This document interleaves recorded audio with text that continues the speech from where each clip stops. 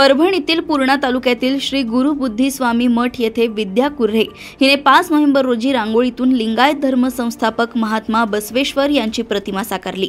पूर्णेतील समारोप कार्यक्रमादरम्यान तिने वेगवेगळ्या रंगांची तब्बल 5 किलो रांगोळी वापरली। हे चित्र साकारण्यासाठी तिला 2 तासांचा वेळ लागला। प्रत्येक भाविक या रांगोळीचं कौतुक करत होता। एवढी सुंदर रांगोळी विद्या कुर्हे हिने साकारली आहे। रांगोळीची साईज 2 बाय 3 फूट अशी होती। सदर रांगोळीबद्दल सर्व मान्यवरांनी कुर्हे कुटुंबियांचं अभिनंदन केले। माझे नाव विद्या कुर्हे आहे।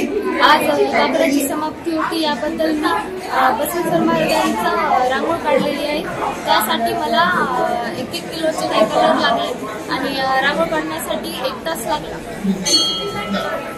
मला वाटलं की रांगोळ तर सगळेच काढतात, पण आपण काहीतरी वेगळं करायला पाहिजे।